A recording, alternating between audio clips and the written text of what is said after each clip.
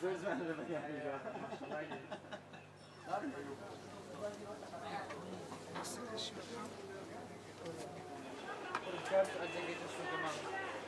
هەفتەما بۆ مەکتەب هاتیمە جل بۆ مناڵانە بکڕم هێشتا دوو هەفتەی ما بەڵام نەک ئەرزام گران بیتن ئان شتەکان نەمینن لۆی بڕێک زوو هاتمە بی نەک دوای بە پەلەپەل بێ مشتی جوانیان بەبە نەکەویتن ئەمیش گوتم هەندی زووە باشترە شتەکانیان بۆ بخڕم.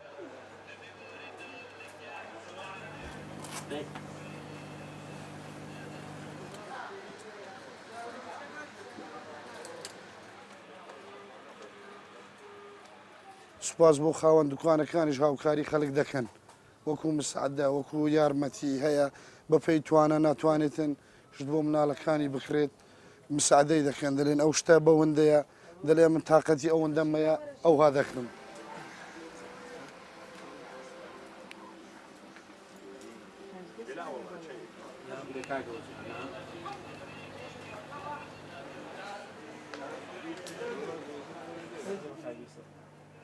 Tamam ki adayı o kalk. İşte ben bu kanalda kalk.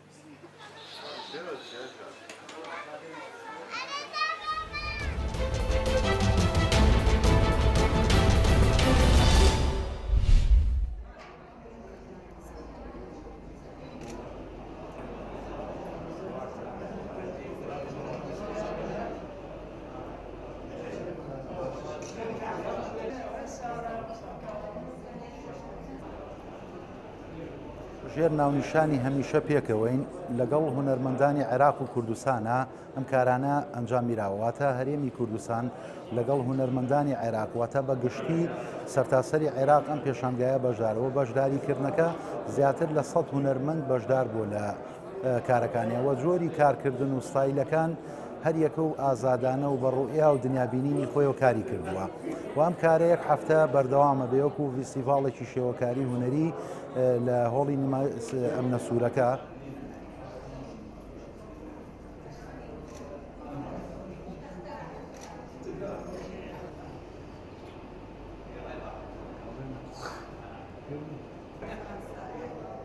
حقيقة معرض دائما معا أو always together هو كرنفال تشكيلي شامل لفناني العراق وكردستان فنانين من مختلف المحافظات العراقية وبغداد إضافة إلى فنان من أقليم كردستان. الغرض منه هو الوصول إلى حالة من التوافق والانسجام في الرؤى والأفكار والتطلعات المشتركة لغرض النمو بالثقافة والفنون بشكل أوسع وأكثر.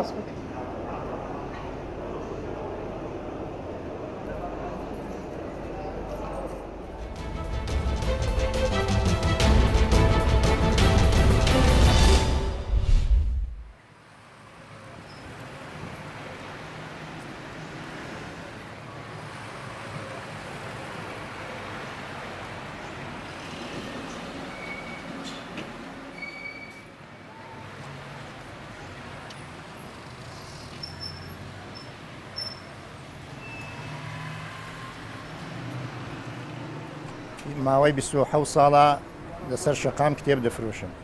کتێبەکانی لە هەموو زەمینەیەکدام فەلسەفی، ئەدەبی، کوردی، فارسی، ئاینی، منداڵان.